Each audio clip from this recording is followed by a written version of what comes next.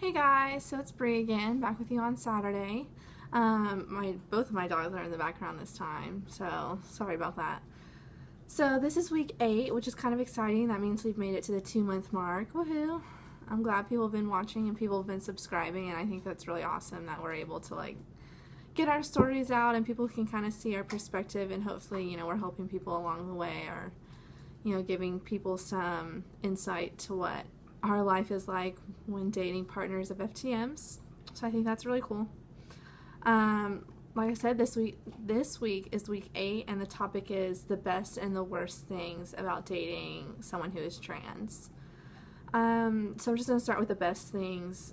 The best thing about dating someone who's trans, I know a lot of people in this video so far have said seeing him become the person that he wants to be, which I think is huge, and I think that's awesome for him. But for me, my side of it, I think the best part about dating someone who is trans is you get an experience in this relationship that not a lot of people get. You become a lot stronger together, and I think this is such a huge challenge, going through this transition, that sometimes it's either going to make or break your relationship. And if you can get through this, I feel like if you can get through this, you can get through anything. Now I'm not even worried about anything else, because I'm if we can get through this transition, I think we're going to be fine. And I think that's great. And yes, I do think it's huge. I love seeing him so much happier than he was before, because before I could always tell that something was kind of missing, like I've said before. And so now that he's actually on testosterone and now that he's out, I can definitely see a difference, and I think that's really awesome. And unfortunately, though, there are things that come along with that. Yes, he's becoming the person that he wants to be, but with that, the dysphoria comes along with that. Getting upset about people using wrong gender pronouns comes along with that. A lot of things come with that, and so those things are really hard with the transition. So yeah, good things. There are definitely good things about this transition, but like I said, I think the most important one for me is how we're getting a connection and we're getting strength that some people won't ever get in their relationship, and I think that's really awesome. So the worst thing about the transition, in my opinion, is the testosterone. And I know that's kind of the whole point of the transition, is to get on testosterone. And don't get me wrong, some people don't ever get on testosterone. Apparently a lot of, or not a lot, but some FTMs will, and MTFs won't do hormone replacement therapy, which is totally up to the person. And I don't know a lot about that. I don't know exactly how it works if you don't use hormones. It's more just a natural thing. I know there's a lot of, anyways, I'm not getting into that. So the testosterone is definitely the hardest part for me, because it's testosterone. Most people would expect, giving someone a bunch of testosterone isn't going to make them the happiest person in the world. And that's normal, and not everyone has a bad reaction to testosterone. Maybe some people who are on testosterone are great and don't ever have any problems with it. But I know personally in our relationship, we have seen some increase in aggression and frustration and just mood swings, and I totally expected it. I knew it was going to happen, and I think he did too. I don't think he knew how bad it was going to get.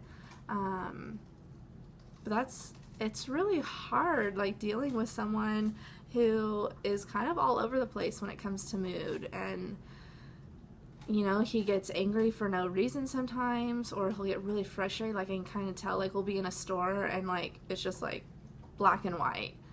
Oh my gosh, what happened? And me being the kind of person that I am, I'm what's wrong? What's wrong? And he's back off, because I don't think he's really figured out how to handle it completely yet. And so I think that's really hard. He just bumped up to taking more testosterone than he was. It's 1 cc or milliliter or something, I don't know.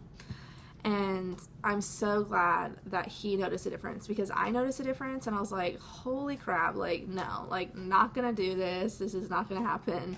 But I was so glad that he was he didn't like the way that it was making him feel and the way that he was acting. So I'm really glad that he noticed that, because I don't know like how much longer I would have made it on that level of testosterone.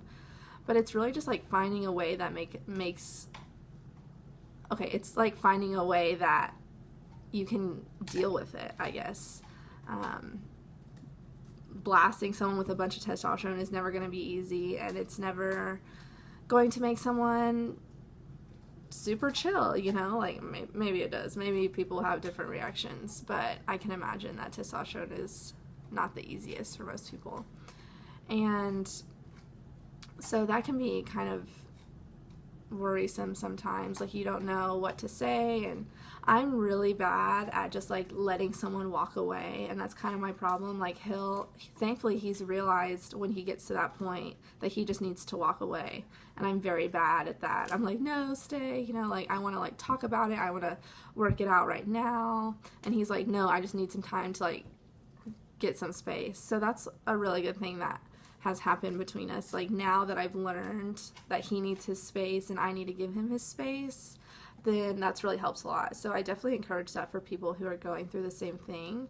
Like learn that you just need some space from each other, and that's okay, you know, like give yourselves 15 minutes, 30 minutes, an hour, whatever, you know, like that's gonna help a lot. And I've learned that the hard way, you know, dealing with that. And another like hard thing about this transition, part of the worst part is, I mean, of course, the dysphoria, I think. And as this transition goes along, in my fiance's transition, it gets harder and harder for him. And it gets harder and harder for me to like see that. And it's like, I know that he's feeling that, but he doesn't always want to talk about it. But I'm like, I know, like, you're not doing too well.